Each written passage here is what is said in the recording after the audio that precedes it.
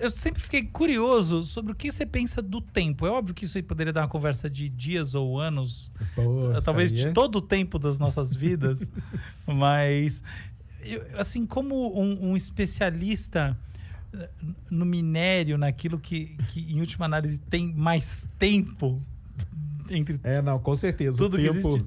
O tempo pra gente é outro papo, Desculpa né, pedir isso, mas como você é um cara muito sábio, muito inteligente, você pode contar um pouquinho pra gente o que assim, você pensa você tem que... Hoje em dia, quais são as suas reflexões? Não, contar sobre o tempo é babaca, mas assim, me fala aí, o que você anda pensando? Por exemplo, eu andei escutando muito o Carlos Rovelli e eu nem cheguei a ler o último livro dele, aquele sobre o Acordo de Copenhague, sobre, enfim, o Bohr e tal. Não, isso é sobre física quântica, sobre a fundação da física quântica. O tempo mesmo, entendi. É sobre o tempo mesmo. Entendi. E ele conhece. E eu nem cheguei a ler esse livro, mas eu vi algumas palestras dele e li alguns artigos que comentam ele, porque no fundo é muito mais fácil. Você tem que começar pelos comentadores quando o assunto é complexo, né?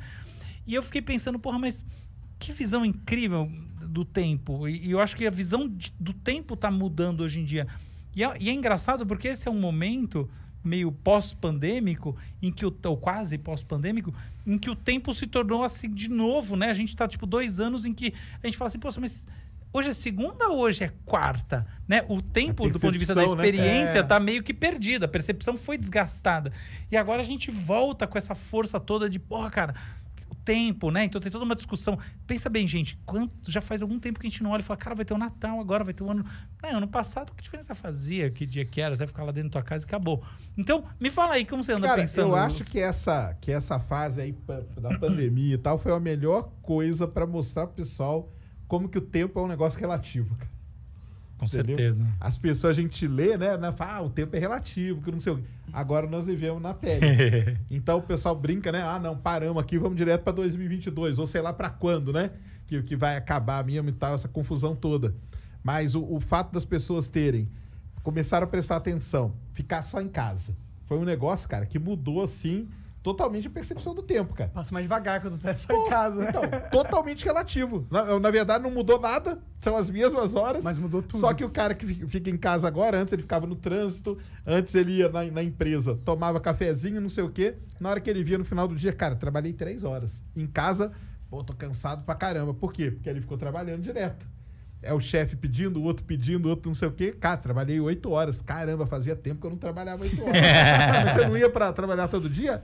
Ia, cara. Então, isso aí foi um negócio que foi legal demais. Foi triste pra caramba, mas foi legal demais para as pessoas verem e sentirem na pele como que o tempo é realmente relativo, cara. O tempo tá ligado no cérebro, né, cara? E quando... É como que o cérebro percebe isso que ele tá falando, cara, é genial, cara. É o seguinte... A gente tende a tomar o tempo como uma coisa em si, mas as equações, por exemplo, o pessoal que está... A coisa mais avançada, uma das mais avançadas que está acontecendo na física, sempre, tá? Não é de hoje, é a chamada gravitação quântica, que é a tentativa de juntar as teorias do Einstein, essa coisa toda que é da área dele. Coisa muito grande com muito pequena. Isso, é esse papo. Que é a relatividade que lida com muito grande, com o quântico que lida muito pequeno. Como juntar essas coisas? Tem que ter uma coisa aqui no meio que liga a física isso. Que explica tudo, né? E o tempo não entra nas equações. Conta pro pessoal isso aí. Não é por conta disso, né, cara? Então, o que entra é isso aí que ele falou, que a tal da gravidade quântica seria uma maneira de você ligar isso e o tempo você tira de fora, porque o tempo ele tá ligado com a relatividade. Exato. Com as coisas muito grandes, que é onde o tempo passa diferente. Você chega perto de um buraco negro, passa diferente. Você tá longe, se você viaja perto da velocidade da luz, passa de um outro jeito, então. E já no quântico ali não tem isso. Então, cara, o que tem de diferente entre as coisas, né? Nós temos que tirar ela do lado para poder juntar. Por que elas não se conectam, né? Exato. Por que uma teoria explica uma coisa e não explica a outra? Pode ser, o problema pode estar no tempo? Esse lance do tempo dele passar diferente perto do buraco negro ou próximo da velocidade da luz, o que essas coisas nos dizem sobre o próprio tempo? Que ele é constante, que ele é... O que é? Exato, não é, né, cara? Esse é que é o negócio. Que não é constante e... Parece que tudo já aconteceu, na real. Né? Exato. E tem várias discussões. A primeira discussão sobre o tempo é quando que ele começou. Será que daí é de fritar o cérebro? Na escola me ensinaram que foi no Big Bang. Então, será que... E antes? Será que não tinha nada? O que tinha antes? Onde que Essa é uma questão, na hein? física a gente chama da flecha do tempo, cara. Aonde que ela foi disparada para começar tudo isso, entendeu? Então, assim, a gente considera isso, mas o próprio Stephen Hawking, cara, a última entrevista que ele deu, pouco tempo antes dele morrer, foi pro Neil deGrasse Tyson, e a discussão... Adoro ele. E a discussão Nossa. dos dois era, o que veio antes do Big Bang, cara? Eu tenho uma O que pira, sabia? aconteceu antes ali? Tinha tempo? Não tinha? Não tinha nada. Tipo, Mas aí não que era tá. nada. Quando você entra pra parte quântica, quando você enfia o quântico ali, pode ser que tinha, cara. Tipo, milissegundos ali antes, aonde as coisas Tempo começaram do a administrador flutuar. colocar os códigos, Exatamente. O tempo de você montar a Matrix ali pra Ih, disparar. caralho. E aí? Então, é um negócio Isso que é da muito... hora. Isso aí é um negócio... Isso aí frita. E o lance de passar mais rápido perto... velocidade da luz, né, e tal... Isso mostra, cara, que o tempo, a gente chama, né, que é a dilatação. Ele dilata, entendeu? E ele se contrai porque ele tá ligado com a maneira como você tá se movimentando. Basicamente é isso, entendeu? Nossa, isso é muito maluco. Não, mas aí que tá. Pega o exemplo que eu falei da pandemia, cara. A gente sentiu na pele isso, cara. Porque você tá lá, imagina o cara, acorda 6 horas da manhã, toma banho e tal, pega o ônibus, não sei o quê. Cara, o dia dele é a mesma coisa. Agora, o cara que ficou esse mesmo cara teve que ficar em casa. Vamos supor que foi um cara que ficou em casa. Ele acordou, o que eu vou fazer? Cara, não preciso sair correndo para pegar o ônibus. Beleza, eu não vou ficar 3 horas, 2 horas no trânsito. Então, o que eu vou fazer agora? Vou tomar meu café, entendeu? Deu uma diferença, a pessoa sentiu isso na pele. O que estava acelerado, na verdade? A cabeça dela que está acelerada. Isso tem muito a ver com quebrar a rotina também, não é? Então, assim, Tem quebrou também. a rotina. Então, o contrário também é verdade. Se o cara ficou em casa a vida inteira e, de repente, ele precisa sair de casa para trabalhar todo dia, ele vai ter uma percepção diferente vai do ter tempo. uma percepção também. Vai ter a percepção. Até tem uma coisa maluca que é o seguinte: a criança percebe o tempo, assim, um dia da criança dura muito mais tempo do ponto de vista fenomenológico da experiência do que um dia de adulto. Então ela percebe o tempo de maneira diferente, é como se ele passasse mais devagar para a criança. Porque tudo é novo. Não é só isso, tem a ver com o funcionamento do cérebro mesmo.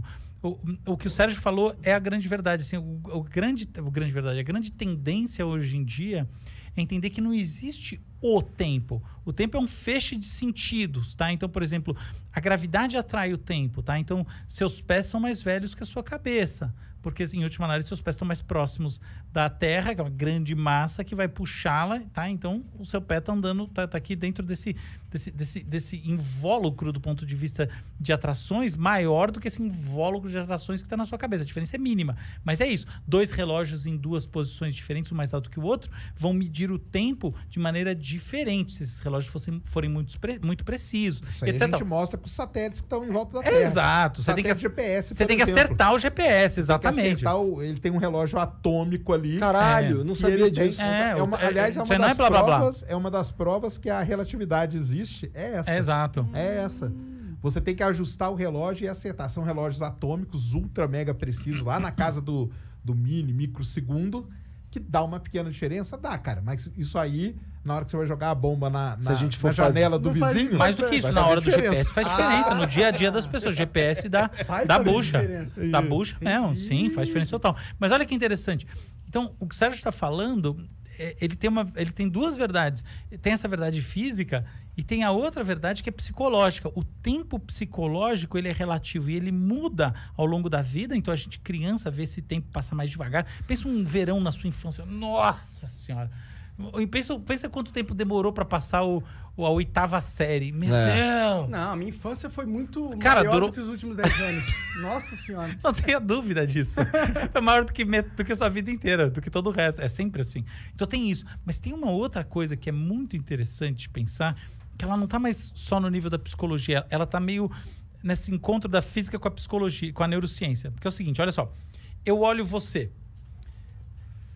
Obviamente, olhar você significa que a luz em você, muito na linha do que o Sérgio estuda, está vindo até mim. Então, existe um passado seu, ok? Porque, na verdade, a luz navegou até aqui. A diferença temporal é ínfima, não importa nada. Se você estivesse numa estrela, faria diferença de anos. Ok. Então, até aqui tem uma diferencinha desprezível. Então, tudo que a gente está vendo do ponto de vista meramente teórico está no passado. Mas não é isso que importa. Olha o seguinte, para eu ver você, eu tenho que processar a sua informação que entra pela minha retina.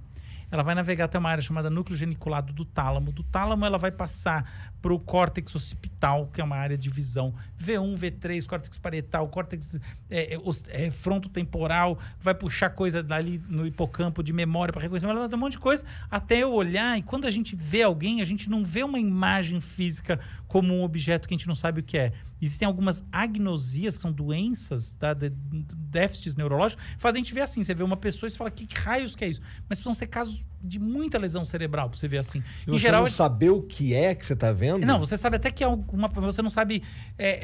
tem gente que não sabe o que é, tá? Inclusive casos muito extremos de Alzheimer, casos muito avançados de Alzheimer, tem isso. Mas, em geral, você sabe, só que você não sabe quem é. O que importa é o seguinte, hoje em dia, a gente vê as pessoas de maneira saudável já com identidade, não só pessoas, objetos. A gente sabe que isso aqui é uma taça, ou um copo, pelo menos, entendeu? Então, essas coisas envolvem memória, reconhecimento e tudo mais. Isso é visão. Isso tudo toma alguns milissegundos. Então, efetivamente, o nosso presente é um encontro com o passado sempre. Porque, não só por causa da questão de que a luz precisa chegar até a gente, mas porque essa luz precisa chegar até a gente precisa processar isso tudo e, efetivamente, ter a experiência da visão, que é uma experiência sobre essa coisa que aconteceu nesse nosso passado. Até aí tá bom, que curiosidade interessante. Mas olha só o que não é curiosidade.